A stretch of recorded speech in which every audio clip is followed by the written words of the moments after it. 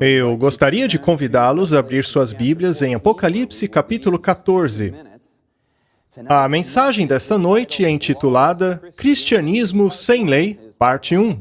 Amanhã estudaremos a parte 2 desse mesmo tópico, mas eu gostaria de dizer logo de início que este tópico desafiará você. Aliás, a todos nós. Aprendemos que a Bíblia é a palavra de Deus e que ela diz que Jesus irá voltar para nos dar a imortalidade. Aprendemos que o caráter de Deus é amor, que Jesus veio para se sacrificar por nós a fim de nos dar essa imortalidade. Vimos que ninguém queimará para sempre, mas que pecadores e Satanás terão um fim, e esse planeta será finalmente renovado para sempre. Portanto, é fácil, ao compreendermos o amor de Jesus, aceitá-lo como Salvador e entregar a nossa vida a Ele. Muitos acabam aceitando Jesus como Salvador e Senhor, mas acabam esquecendo a parte do Senhor. Se Ele é o Senhor, se Ele é o Rei, isso quer dizer que Ele tem uma lei. A obediência requer um nível mais profundo de comprometimento e humildade. A humildade de irmos a Jesus, dispostos a submeter-nos a qualquer coisa que Ele revele na Bíblia. Eu gostaria de iniciar com um pensamento a respeito da lei de Deus. Está lá em Salmos 1:19. É um belíssimo salmo, vocês deveriam ler. É dito naquele salmo que aqueles que amam a lei de Deus terão grande paz. Grande paz tem aqueles que amam a tua lei. Mas isso pode ir contra o que a nossa sociedade pós-moderna diz. Segundo ela, nós encontramos a paz ao extravasarmos nossas preferências, gostos e desejos. Só que não. Deus diz que você encontrará paz quando aprender a amar a lei dele. Bem, nós sabemos que vivemos num mundo degenerado, não é? Eu não gastarei precioso tempo aqui te relembrando o quão ruim esse mundo pode ser. Ainda assim, veja o que 2 Timóteo capítulo 3 diz. Nos últimos dias sobrevirão tempos terríveis. Os homens serão egoístas, avarentos, presunçosos, arrogantes, blasfemos, desobedientes aos pais, ingratos, ímpios, sem amor pela família, irreconciliáveis, caluniadores, sem domínio próprio, cruéis, inimigos do bem, traidores, precipitados, soberbos, mais amantes dos prazeres do que amigos de Deus. Parece que ele nos descreveu, não? Da mesma maneira, em Mateus capítulo 24, verso 37, Jesus diz que a geração dos últimos dias seria tal qual a geração dos tempos de Noé, quando os pensamentos do homem eram continuamente maus. Lucas 17:28 diz, nos últimos dias serão como nos dias de Ló. Sodoma e Gomorra, lembram? A cidade que queria abusar dos anjos de Deus. Ezequiel 16 diz que aquelas cidades não tinham compaixão dos pobres. Eles tinham tudo em abundância, eram ociosos. Será que isso descreve a nossa geração? E o que dizer sobre a imoralidade daquelas cidades? Bem, podemos resumir a imoralidade da nossa geração com um verso de Mateus. Porque a falta de lei abundará, o amor de muitos se esfriará. Veja a relação entre a falta de lei e o amor se esfriando. Essas duas são unha e carne. A falta de lei e a falta de amor não podem se separar, elas sempre estão juntas. Ora, mas isso não é o contrário do que é pregado hoje em dia? Os cristãos não querem lei, eles querem amor. Mas não foi o próprio Jesus que disse que a lei é a expressão do amor? Quais são os 2 maiores mandamentos? Ame a Deus, ame ao seu próximo. A lei se baseia no amor. A lei e o amor não estão em contradição, mas em harmonia. É por isso que quando o amor de muitos se esfriar nos últimos dias, a falta de lei também abundará. Ao pensarmos sobre esse assunto no contexto da profecia dos últimos dias, podemos pensar, bem, a falta de lei do mundo não é coisa nova. Ela sempre esteve aí. O lema, seja feita a minha vontade, é o credo de uma geração perdida. Mas o tema de hoje se chama Cristianismo sem Lei. A nossa série trata de 7 mitos mortais dentro do cristianismo. Será que o cristianismo flerta com a falta da lei? Bem, os cristãos costumavam a honrar e valorizar os 10 mandamentos, a lei de Deus. Alguns cristãos do passado chegaram até mesmo a erigirem monumentos dos 10 mandamentos. Mas você se surpreenderá em saber quantos ensinamentos cristãos hoje em dia, supostamente cristãos, desvalorizam o fundamento da lei moral de Deus. Dentre todos os mitos, esse é provavelmente o mais potente e destruidor de todos. Hoje teremos um estudo básico, baseado no Novo Testamento sobre a lei moral de Deus. Entenderemos todo o quadro, desde o Éden até a eternidade, sobre qual é o papel da lei de Deus nos últimos dias. Mas antes, temos que repetir o Evangelho, pois o Evangelho é o fundamento da fé cristã. Ele é tudo para nós. E qual é o ensinamento básico do Evangelho? É que todos nós pecamos e estamos destituídos da glória de Deus. Somos todos ovelhas desgarradas, cada um saiu para o seu próprio caminho. Mas o Senhor tomou sobre si a iniquidade de nós todos. O salário do pecado é a morte, mas o dom gratuito de Deus é a vida eterna em nosso Senhor Jesus Cristo. Se confessarmos os nossos pecados, Ele é fiel e justo para perdoar-nos dos nossos pecados. Bem, isso resume o sacrifício de Jesus por nós na cruz. E mais adiante veremos o que Ele está fazendo agora lá no céu. Mas esse conceito do Evangelho de Jesus Cristo, de que Ele veio para cá morrer em nosso lugar, precisa incluir nele o conceito do pecado. Somos todos pecadores e precisamos de um Salvador. Eu sei que parece básico, mas você já se perguntou qual é a definição de pecado?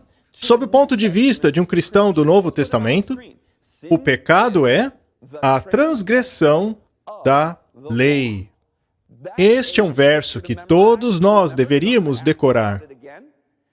Ele é fundamental para a nossa compreensão do Evangelho e também da lei de Deus. Então, o que é pecado? É quebrar a lei de Deus. Transgredir, violar a lei de Deus. E Paulo diz em Romanos 3 que a lei define o que é pecado. O conhecimento do pecado vem através da lei. Percebam, queridos, que são textos do Novo Testamento, dizendo que a definição de pecado é a violação da lei de Deus. Sabe, ao comparar o padrão de justiça da lei de Deus com nós mesmos, com as nossas imperfeições, com o nosso pecado, percebemos imediatamente que temos um problema. Precisamos de um Salvador, pois nós não somos o que deveríamos ser de acordo com a lei. Mas a boa notícia é que Jesus está disposto a nos perdoar. Eu te darei um novo coração e um espírito justo. Removerei o seu coração de pedra e lhe darei um de carne. A partir de agora, não sou eu quem vivo, mas Cristo vive em mim. As antigas coisas passaram e agora tudo é novo. Essa é a promessa do Evangelho, que nós seremos perdoados e purificados de nossa impureza. E ao andarmos nessa promessa de uma nova vida, abraçamos a promessa de uma nova aliança. O Salmo 40 diz: Eu tenho prazer em fazer a tua vontade, Senhor, e guardo a tua lei em meu coração. Mas como Davi chegou a esse ponto de ter prazer em fazer a vontade de Deus? Bem, todos sabemos que Davi cometeu um pecado terrível, mas ele chegou à conclusão que viver em violação à lei de Deus não te faz feliz. Pelo contrário, traz destruição, remorso, relacionamentos quebrados, vergonha. Mas quando Davi teve a lei de Deus escrita em seu coração, ele passou a ter prazer em fazer a vontade de Deus. Mas como funciona a promessa dessa nova aliança? Vocês já leram Hebreus 8? Isso ecoa com o que Davi disse lá no Salmo 40.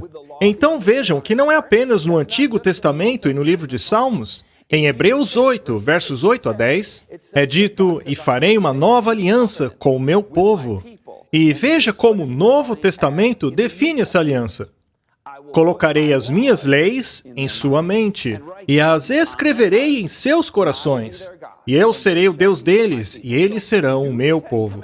Então, será que os 10 mandamentos são descartados no Novo Testamento? Olha, você vai se surpreender. Especialmente conforme avançamos no estudo, e veremos por que alguns querem se livrar dos 10 mandamentos. Mas veja como a Bíblia diz que o fundamento dessa nova aliança é que a lei seja escrita em nosso coração e mente. E qual é a definição de pecado, segundo o Novo Testamento? É a transgressão dessa lei. Sabemos então que tanto o Antigo como o Novo Testamento são inspirados. Nosso estudo, porém, está focando no Novo Testamento. Logo, os cristãos de hoje não deveriam ter problema com ele. Afinal, o amor de Deus é que guardemos os seus mandamentos. É o que João diz, e os seus mandamentos não são pesados. O próprio Jesus disse, meu fardo é leve, o meu jugo é suave. Venham a mim, vocês que estão sobrecarregados, e eu lhes darei descanso. Então, a lei não é um peso. Deveríamos almejar a moralidade de Deus dos 10 mandamentos. Afinal, segundo João, guardar os mandamentos é demonstrar amor a Ele. O próprio Jesus, em João 14, disse, se me amais, guardais os meus mandamentos. Portanto, queridos, a obediência a Deus passou de ser uma mera obrigação para uma inevitabilidade. Se eu amo a Deus, eu quero agradá-lo. A lei de Deus não é um peso. Pelo contrário, é algo agradável. Fazer a vontade de Deus dá paz. A sua lei está em meu coração. Mas para aqueles que são orgulhosos e dizem, eu não quero fazer do jeito de Deus, eu quero fazer do meu jeito. Bem, João tem um conselho forte para eles. Aquele que diz que conhece a Deus, mas não guarda os seus mandamentos, é um mentiroso. A verdade não está nele. Esse é um remédio amargo que às vezes precisamos beber. Não se pode rejeitar a Bíblia dizendo, eu não preciso da autoridade de Deus. Mas Ele é a nossa autoridade porque Ele é o nosso Pai. É o nosso Pai Celeste. Então, eu não posso dizer, eu conheço Jesus, mas ao mesmo tempo não guardo os seus mandamentos. Afinal, Ele é o nosso Salvador e Senhor. Agora vamos para o livro de Apocalipse. Antes de abrirmos no capítulo 14, vamos para o 11, verso 19. Mas por que eu quero mostrar a vocês esse verso? Os capítulos 12, 13 e 14 são o verdadeiro coração do livro de Apocalipse. Os eventos mais dramáticos estão nesses capítulos. E não se preocupe, pois nós vamos falar sobre eles. Mas o verso que dá um pontapé em toda a história desses capítulos é o último verso do capítulo 11. E é dito nele que João viu, no céu, lá no templo de Deus, a Arca da Aliança. Então, o que é que foi visto lá no templo de Deus? A Arca da Aliança. E houve relâmpagos, vozes, trovões, um terremoto e um grande temporal de granizo. Mas o que tem dentro da arca? Os 10 mandamentos de Deus. Os 10 mandamentos são mencionados não como estando simplesmente no céu, mas rodeado por essa cena dramática, esses relâmpagos, sons. E esse é o verso que nos leva ao conflito dos eventos finais. Nós já vamos falar sobre isso. Então, será que os 10 mandamentos ainda são válidos? Com certeza, ele está lá no céu. Foi mencionado por João no Novo Testamento. Nós já vimos há 3 estudos atrás, na mensagem número 2, nós vimos que o anticristo, de acordo com 2 Tessalonicenses 2, é mencionado por 3 vezes como sendo contra a lei de Deus. O sem lei, o sem lei, o sem lei. O fato disso ter sido mencionado 3 vezes enfatiza que o anticristo é contra a lei de Deus. Daniel 7 diz que o anticristo tentaria mudar a lei de Deus. Mas também vimos que em Apocalipse 12, 14 e 22, o povo de Deus do tempo final guardará os mandamentos de Deus. Mandamentos, mandamentos. Veja como isso se repete. Você consegue ver agora que esse conflito entre Cristo e Satanás, essa guerra entre o bem e o mal, no fim das contas, é uma questão de autoridade. É sobre quem tem o direito de ser adorado e obedecido. O último conflito girará em torno dos mandamentos, mandamentos, mandamentos. Apocalipse 12, 17, Apocalipse 14, 12 e Apocalipse 22, 14. Eu sei que estou indo rápido, eu espero que você esteja anotando. Caso tenha perdido algo, mande um e-mail para mim. Aí eu mandarei os textos para você, porque eu sei que estou indo muito rápido aqui, ok? Mas eu me lembro que, na época da faculdade, eu fui confrontado com essa ideia que vieram de cristãos que acreditavam na Bíblia, mas que diziam que a lei de Deus havia sido abolida. Quando eu ouvi isso pela primeira vez, eu estranhei. Não pode estar certo, como assim? Eu estava tentando obedecer à lei de Deus pelo poder da graça que Ele provê, porque eu o amo. Mas eu descobri que chamam isso de legalismo. Como assim, disse eu? Eu sei que fui salvo pela graça, não pelas obras. Mas eu amo Deus, eu quero obedecê-lo. Por que vocês chamam isso de legalismo? Eu não entendi aquilo. Esses cristãos diziam coisas como, agora a lei foi abolida. e pela fé. Vocês já leram isso na Bíblia? Veja o que ela realmente diz. Abolimos então a lei pela fé? De maneira alguma. Nós não anulamos a lei pela fé. Na verdade, nós estabelecemos a lei. Eu também me lembro de ter ouvido a seguinte frase: nós não estamos mais debaixo da lei, estamos debaixo da graça. E eu cocei minha cabeça perguntando, o que quer dizer isso? Pois, com certeza, ela não quer dizer que eu posso me rebelar contra Deus. Afinal, esse cristianismo não faria sentido. Você recebeu a graça e agora pode ser um rebelde. Não faz sentido, não é? Principalmente após termos lido todos aqueles versos sobre a importância dos mandamentos de Deus. Se dissermos que o conhecemos e não guardamos os seus mandamentos, somos mentirosos. A Bíblia é clara sobre isso, então como entender essa frase? Ok, chegou a hora de sermos um pouquinho vulneráveis aqui, ok? Vou pedir para vocês levantarem as mãos. Quantos de vocês aqui já se pegaram dirigindo um pouco acima do limite de velocidade? Alguém aqui? Ah, muito bem. Ainda bem, eu já estava ficando preocupado. E quantos de vocês já foram parados pela polícia? Quantos de vocês aqui já encontraram um policial que teve pena de vocês e não deu uma multa ali mesmo? Muito bem, vocês estão debaixo da graça do policial. E quando ele vai embora, no carro de polícia dele, e quantos de vocês ligam o carro pensando, agora eu posso ir na velocidade que eu quero, pois estou debaixo da graça? É claro que não. Pelo contrário, agora vocês ficam ainda mais cautelosos. Veja o que a Bíblia diz. Por acaso pecaremos por não estarmos mais debaixo da lei, mais debaixo da graça? De jeito nenhum. Lembre-se do que é pecado? É a transgressão da lei. Deveria eu então transgredir a lei de Deus? Porque agora estou debaixo da graça? Ele diz, de maneira alguma. No livro de Romanos, Paulo diz que tem prazer na lei de Deus. Ela é santa, boa e justa. Jesus disse, eu não vim destruir a lei, eu não vim acabar com ela. Nenhum J ou vírgula vai a lugar algum. Se você me ama, guarde os meus mandamentos. Em Mateus 19, verso 17, é dito, se quiseres entrar na vida, guarde os meus mandamentos. Não podemos viver em rebelião aberta contra Deus. Não podemos dizer, eu acredito em Deus, então estou salvo. Tiago diz que até os demônios creem e tremem. Deus sempre nos perdoará se tropeçarmos.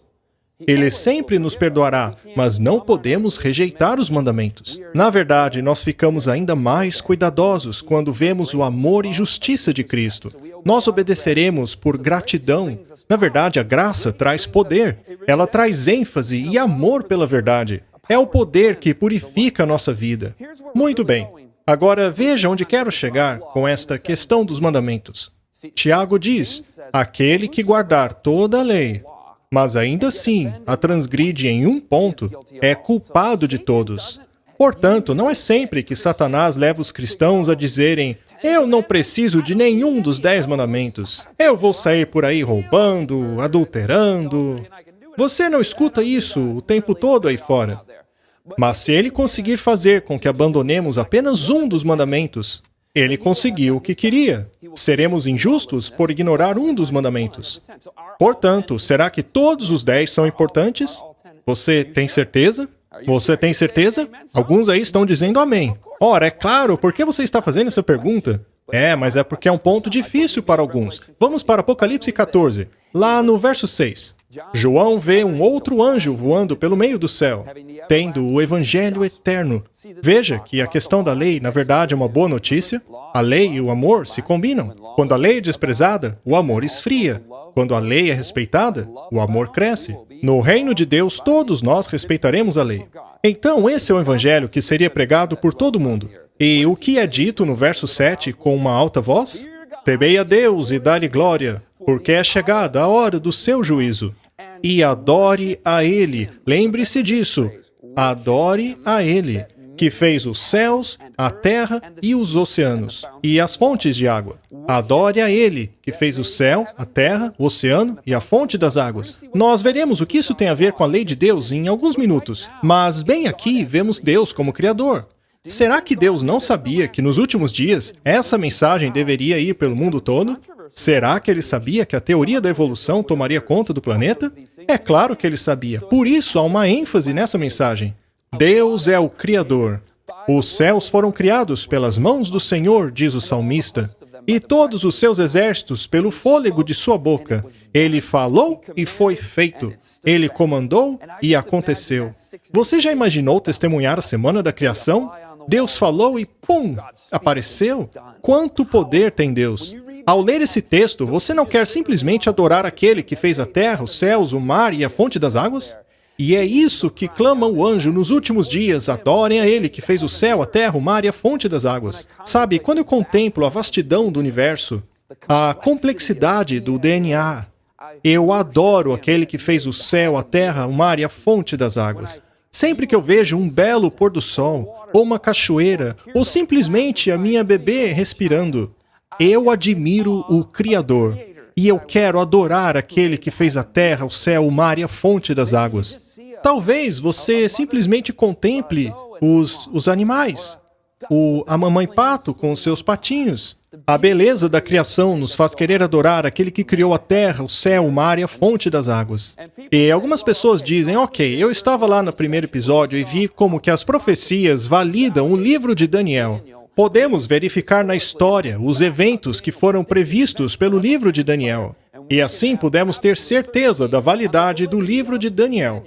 Vimos as evidências textuais que falam a respeito da ressurreição no Novo Testamento, mas as pessoas ainda dizem, por favor, essas fábulas do livro de Moisés, a abertura do Mar Vermelho, criação em 6 dias literais, isso é impossível, dizem os céticos. Para mim, o darwinismo faz muito mais sentido, apesar dos gigantescos problemas da teoria da evolução. Mas, enfim, a ideia por aí é que essas histórias foram repetidas tantas e tantas e tantas vezes ao longo de inúmeras gerações, desde Adão até Moisés, que finalmente escreveu o livro de Gênesis. Ora, tudo isso não passa de mitos e lendas.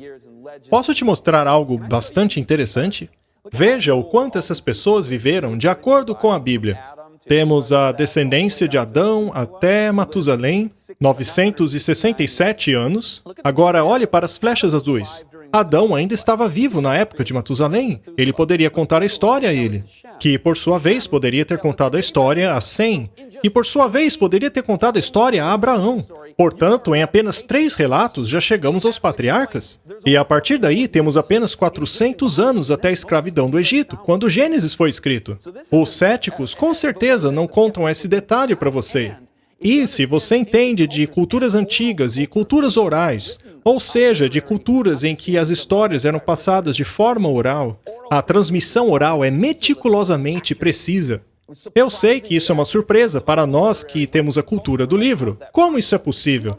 Você sabia que uma criança judia de 12 anos tinha toda a Torá, os 5 livros, memorizados? A memória é algo incrível. Até hoje se pode ir a lugares em que a literatura ainda não chegou e ver que um sermão que você pregou hoje será lembrado há anos a partir dali. Portanto, isso daqui é crível no que tange a transmissão da história. Agora, aqueles que creem na Bíblia não a veem como um livro de história, mas como um livro inspirado. Sabemos que Moisés era um profeta de Deus, portanto, podemos confiar nesse relato. Abra em Gênesis 2, por favor. Deus estava muito interessado em preservar o relato da criação. E há um texto específico aqui em Gênesis 2, e é aí que voltaremos ao tópico da lei de Deus. Ele determina que Deus é o Criador ao estabelecer a semana de 7 dias, sendo que a pedra angular desta semana é um memorial da criação. Leiamos Gênesis 2, versos 1 a 3. Isso é depois da criação. E assim foram concluídos o céu e a terra, com todo o seu exército. E havendo Deus acabado no 7º dia a obra que fizera, descansou no 7º dia de toda a sua obra que tinha feito. E abençoou Deus o 7º dia, e o santificou, porque nele descansou de toda a sua obra que Deus criara e fizera. Deus estabeleceu uma semana de 7 dias, ao criar este mundo em 6 dias literais e descansando no 7º dia. Isso para não esquecermos de que Deus é o Criador. O sábado é mencionado no relato de Gênesis. Agora, o sábado é mais conhecido não apenas por causa desse verso, mas por ser o quarto dos 10 mandamentos. Leiamos Êxodo, capítulo 20, verso 8. Lembra-te do dia do sábado para o santificar. 6 dias trabalharás e farás toda a tua obra, mas o 7º dia é o sábado do Senhor teu Deus. Não farás nenhuma obra, nem tu, nem teu filho, nem tua filha, nem teu servo, nem a tua serva, nem teu animal, nem o teu estrangeiro, que está dentro das tuas portas. Porque em 6 dias fez o Senhor os céus, a terra, o mar e tudo o que neles há. Isso soa familiar a vocês? É igual ao que lemos em Apocalipse, não é? E ao 7º dia descansou. Portanto, abençoou o Senhor o dia do sábado e o santificou. Então, o apóstolo João, no capítulo 14, verso 7, fez uma referência ao 4º mandamento, que fez os céus, a terra e o mar. Certa vez ouvi um pastor dizer que esta é a citação mais longa do Antigo Testamento no livro de Apocalipse. Este é um alerta bem enfático para aqueles que vivem nos últimos dias. Deus é o Criador, o adorem. Isso é uma menção ao 4º mandamento. E por que isso é tão importante? Bem, Gênesis 2, assim como o Êxodo 20, descrevem 3 aspectos sobre o 7º dia. Deus descansou nele, o abençoou e o santificou. Ele criou um memorial da criação, para que adorássemos aquele que fez o céu, a terra e o mar. E por que guardar esse dia? Porque Deus criou o mundo em 6 dias, descansou no 7º e o santificou. Ele fez isso para inculcar em nossa memória e rotina semanal a adoração ao verdadeiro Criador, para jamais esquecermos de quem Ele é. Afinal, Satanás está tentando usurpar o trono de Deus, a posição dele. Ele quer a posição de Deus, mas ele não é o Criador. Ele não tem o direito de governar as pessoas, de receber a obediência e a adoração delas. Deus é o Criador. Em Apocalipse 4, verso 11 diz: o Senhor é digno de receber a nossa adoração, porque Ele criou tudo. Apocalipse 4, verso 11. Deus é digno de nossa adoração, porque Ele criou todas as coisas. O desejo de Satanás, portanto, é completamente fraudulento. Bem, o mundo inteiro hoje observa uma semana de 7 dias. E você já se perguntou por quê? Afinal, de onde surgiu a semana de 7 dias? Pois, ao nível secular, podemos explicar que o ano está relacionado com o Sol. O mês está relacionado à Lua, de forma que todas as culturas, ainda que isoladas umas das outras, observaram o Sol e a Lua, e todas terminaram com o calendário de mês e ano. Pode haver alguma pequena variação entre os calendários de uma cultura e outra, mas basicamente a mesma coisa. Mas por que todas elas utilizam uma semana de 7 dias, quando não há nada lá no céu que apresente um ciclo de 7 dias? De onde surgiu isso? As civilizações são consistentes a observarem uma semana de 7 dias. Veja que o 4º mandamento começa com lembra-te.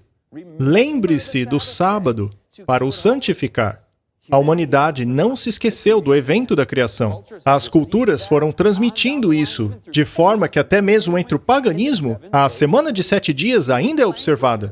Vocês sabiam que até mesmo as línguas mais antigas contêm registros da semana de 7 dias? Estes registros precedem até mesmo Moisés, são anteriores a ele. E muitas dessas línguas antigas apontam que o 7º dia era o dia de descanso, ou seja, o sábado. Até mesmo hoje, veja por exemplo o espanhol. O 7º dia é chamado de sábado. Em russo é chamado subota. E em várias outras. Até mesmo nas línguas antigas que mencionei, o sábado é o nome do 7º dia. Secularmente, não há como explicar isso. A única explicação para esse fenômeno é que Deus criou o mundo em 6 dias, descansando no 7º. Ele santificou esse dia lá no Éden. Portanto, o mundo inteiro ainda tira o seu chapéu para o Criador, por meio da semana de 7 dias e do sábado. Os ateus sabiam muito bem disso durante a Revolução Francesa. Na Rússia comunista, tentaram até mesmo implementar uma semana de duração diferente. Eles não queriam ter uma semana de 7 dias, pois sabiam muito bem o que isto significava. Eles então tentaram uma semana de 5 dias, de 10 dias, mas foi um desastre. Mas enfim, eles tentaram isso para eliminar a relevância e realidade da semana de 7 dias. Veja, eu cresci Eu cresci considerando a semana de 7 dias e a observância do sábado como uma coisa dos judeus. Alguém aqui fazia o mesmo? Eu pensava, bom, isso é coisa dos judeus, eles são famosos por fazerem isso. Pois afinal, até o dia de hoje, os cristãos guardam o primeiro dia. Mas quando o sábado foi instituído na história da Terra, nós acabamos de ler lá em Gênesis capítulo 2. Quando foi? Foi na semana da criação. Agora, quando começou a nação judaica? Começou com Abraão, não foi? 2000 anos depois da criação. Portanto, o sábado foi instituído na Terra quando não havia nenhum judeu ainda. O próprio Jesus deixou isso bastante claro. Lembra do que ele disse? Ele não disse que o sábado foi feito para os judeus, mas que foi feito para o homem, para toda a humanidade. Afinal, Adão e Eva são os pais de toda ela. Você já percebeu como isso é algo bonito? Talvez você não tenha conexão nenhuma com o judaísmo. Talvez você nunca tenha guardado o sábado. Mas está escrito lá, em Marcos, capítulo 2, verso 27, Jesus dizendo que fez o sábado para você, para toda a humanidade. E isso é uma grande bênção, é algo maravilhoso, pois quando Deus deu os 10 mandamentos, não foi para colocar um estorvo sobre nós. Pelo contrário, foi para nos mostrar a melhor maneira de viver. E esses mandamentos foram escritos em pedra para mostrar que esses mandamentos não são apenas para um povo que viveu num período específico da história. Não matarás, não roubarás. E isso não foi escrito apenas para os judeus. Esses mandamentos existem desde antes do Sinai e perduram até os dias de hoje, principalmente nos últimos dias.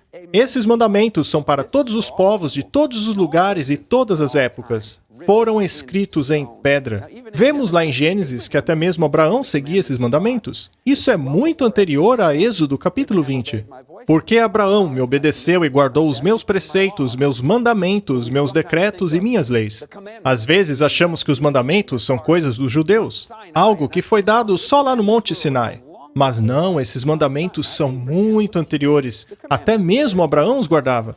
Em Êxodo 16, 4 capítulos antes de Êxodo 20, vemos que o sábado já estava sendo guardado. Você se lembra da história do maná?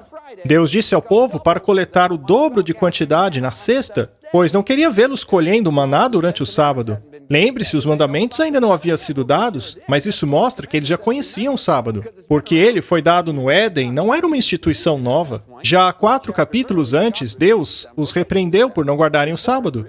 Em Êxodo 16, verso 28, o Senhor diz: Até quando recusarão guardar os meus mandamentos e as minhas leis?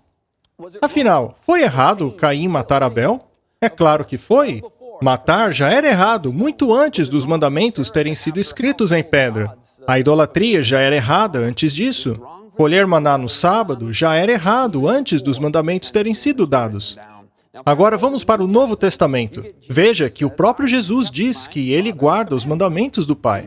Ora, e é claro que guarda, afinal, Jesus nunca pecou. Não faria sentido se ele não guardasse. A Bíblia diz que Jesus era o Cordeiro sem culpa.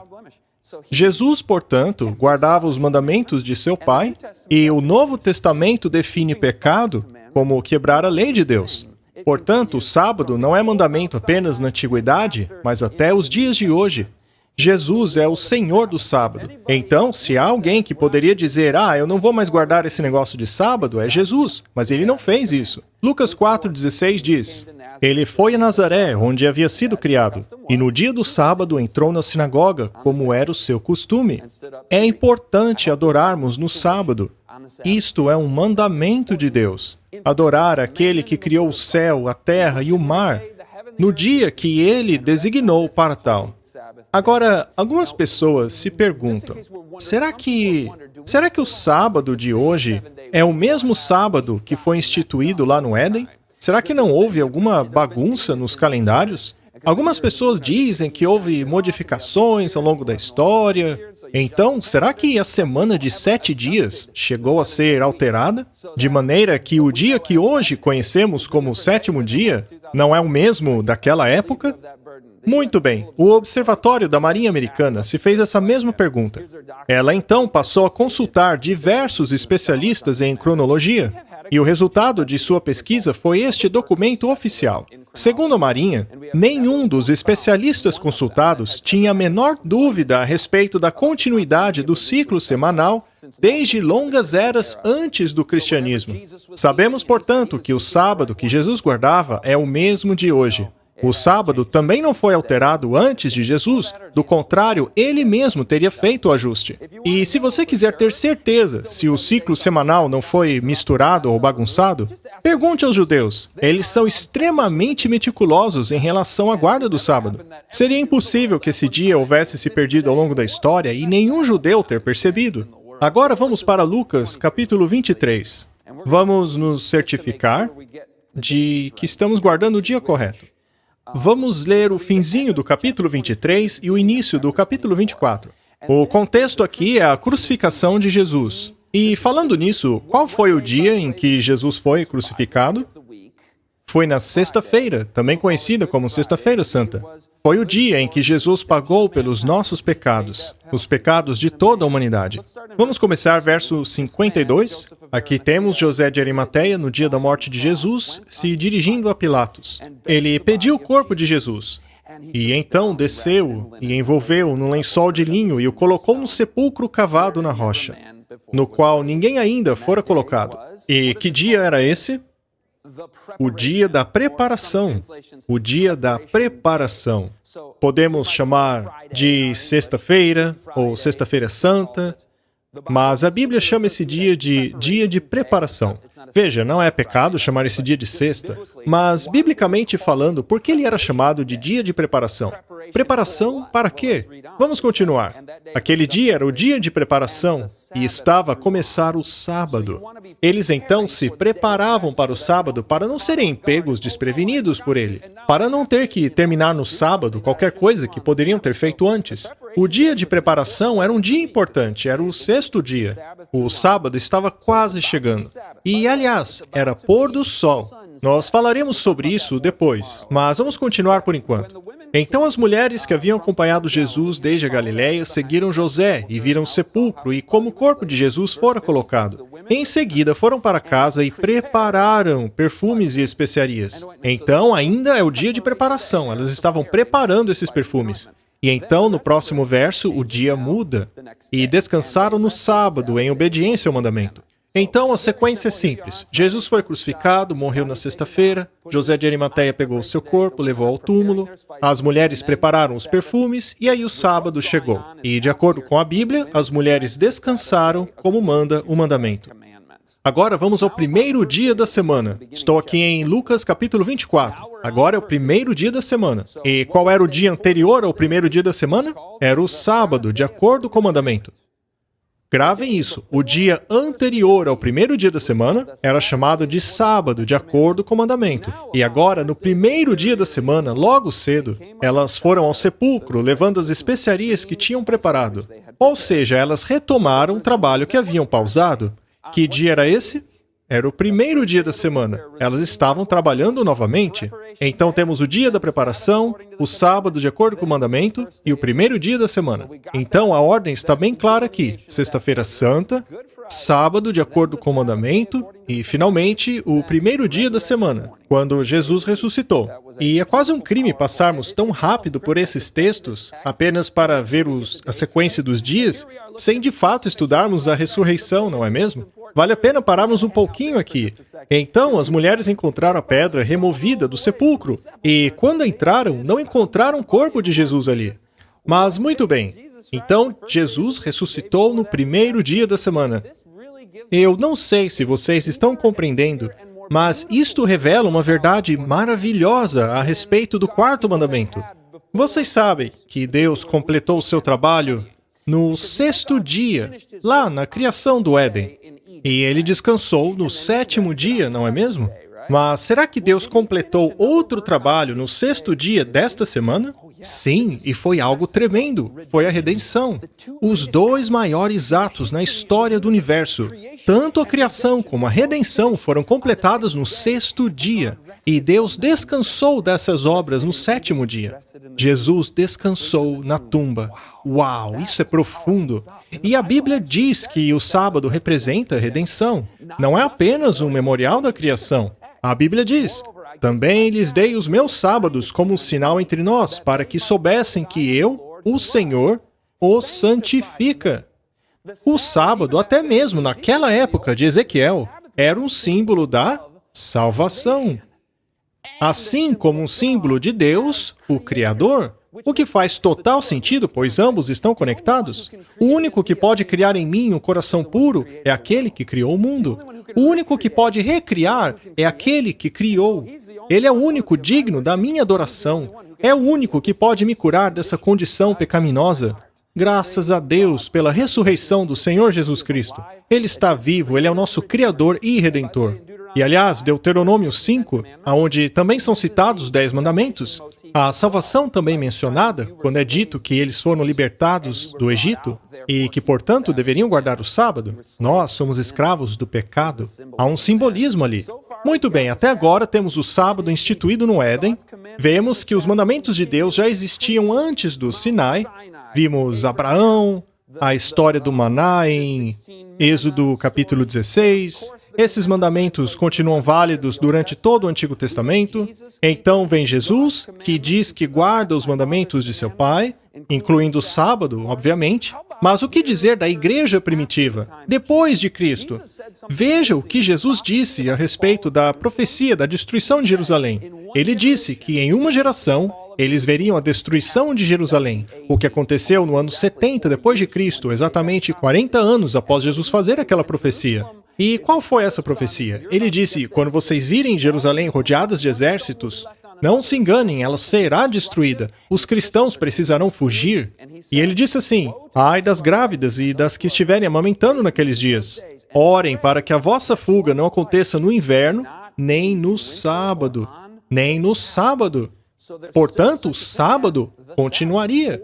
Isso aconteceu 40 anos depois do ministério de Jesus, ali em Mateus 24. Então Jesus disse, quando isso acontecer, daqui a 40 anos, no início do cristianismo, da igreja cristã, os cristãos ainda estarão guardando o sábado, o 7º dia. Eles não quereriam fugir naquele dia, pois o estariam guardando, da mesma forma que Paulo sabiam. Veja lá em Atos 17, versículo 2. Segundo seu costume, Paulo foi à sinagoga e por 3 sábados discutiu com eles com base nas Escrituras. Mas será que ele fez isso somente porque estava lidando com judeus? Veja lá em Atos 13. E saindo os judeus da sinagoga, os gentios rogaram que no sábado seguinte lhes fossem ditas as mesmas coisas. E no sábado seguinte, quase toda a cidade se reuniu para ouvir a palavra do Senhor. Ora, ele estava testemunhando apenas para os judeus? Claro que não. Quase toda a cidade de Antioquia, dos gentios, foram atrás de Paulo para vê-lo pregar no sábado. Eles disseram, nós queremos ouvir essas palavras no próximo sábado.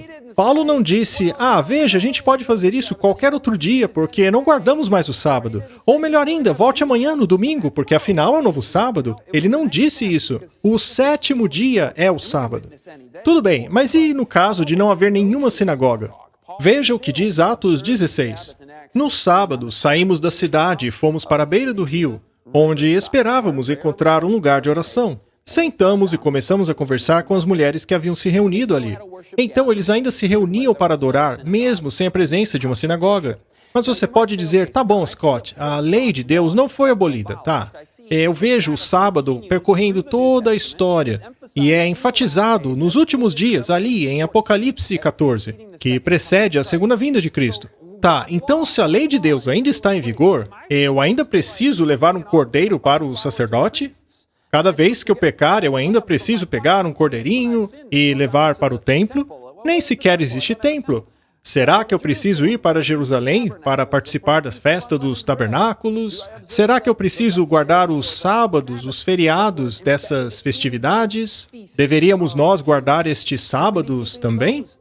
Veja, existe uma distinção muito clara na palavra de Deus entre os 10 mandamentos e as leis cerimoniais encontradas no livro de Moisés. Os 10 mandamentos foram escritos pelo dedo de Deus. Já as leis cerimoniais foram escritas por Moisés. Os 10 mandamentos foram escritos em tábuas de pedra, para mostrar que são duradouras. Já as leis cerimoniais foram escritas em pergaminhos. Os 10 mandamentos eram guardados dentro da Arca da Aliança. Já as leis cerimoniais eram postas ao lado da arca. Agora, quem fez essa distinção? Será que foi Deus ou o homem?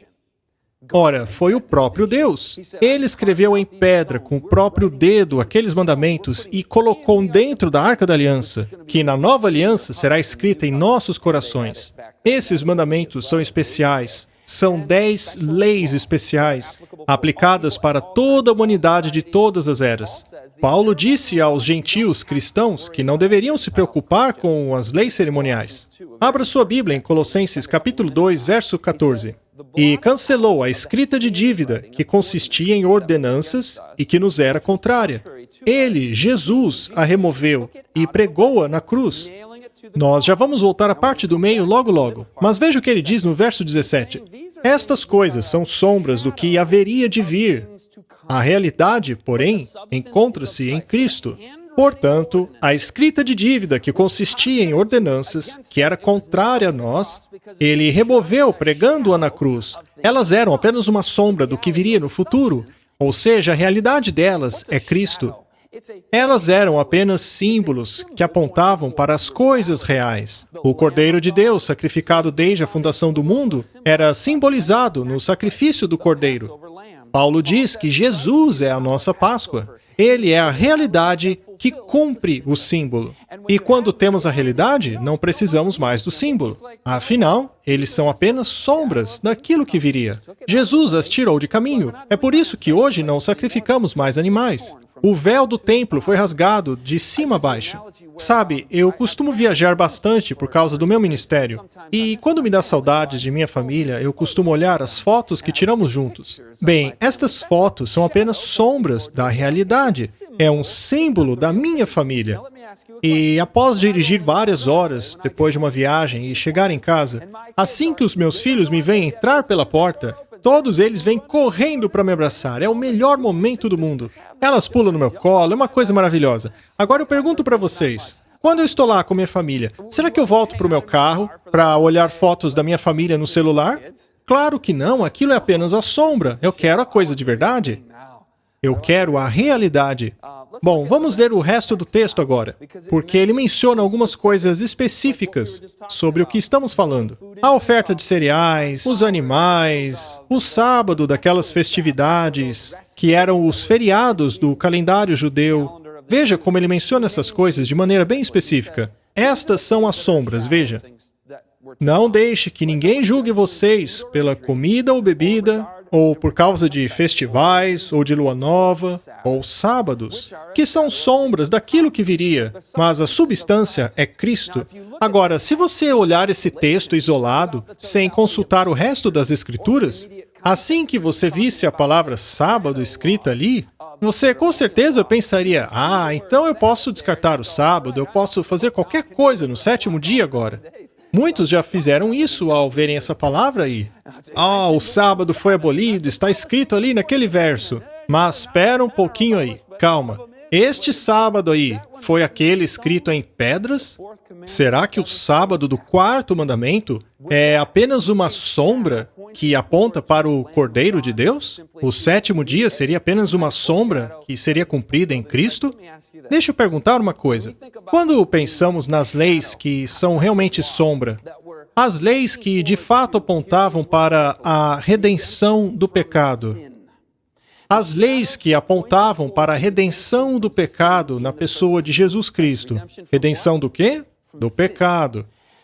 Os sábados das festividades. Até hoje, os judeus falam sobre os seus 13 sábados especiais que ocorrem ao longo do ano. Alguns caem na segunda, outros na quinta, na quarta, domingo. Afinal, é um dia anual. Ocorre em um dia específico do mês.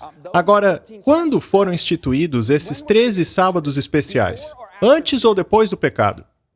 Foram instituídos depois do pecado, na época de Moisés. Portanto, estes sábados são, de fato, sombras que apontam para a realidade redentora de Jesus. Mas e quanto ao sábado do 4º mandamento? Ele foi instituído antes ou depois do pecado? Foi antes do pecado, em Gênesis 2. Este sábado, portanto, não é uma mera sombra que aponta para a redenção do pecado, pois não havia pecado.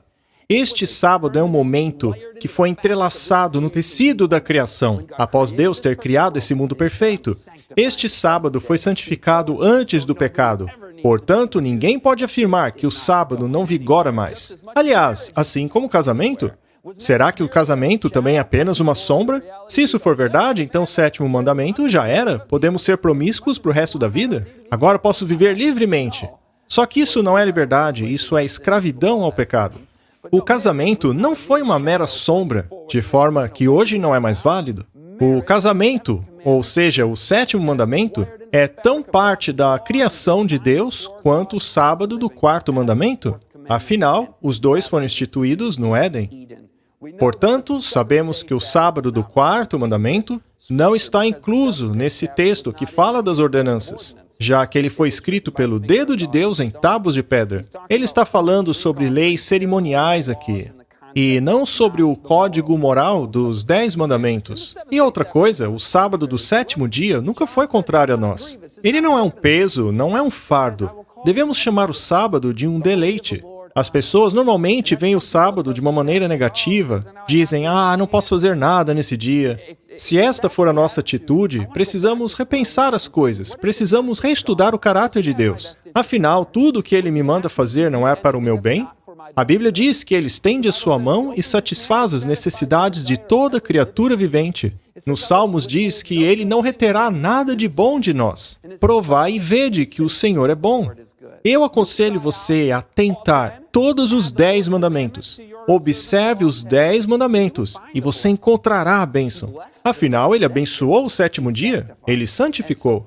Paulo, de fato, era contrário à ideia de que os cristãos do Novo Testamento deveriam seguir certas leis cerimoniais. Agora que o véu havia sido rasgado de cima a baixo, não havia mais necessidade de sacrificar cordeiros, por exemplo. Os cristãos não tinham que ficar visitando Jerusalém anualmente.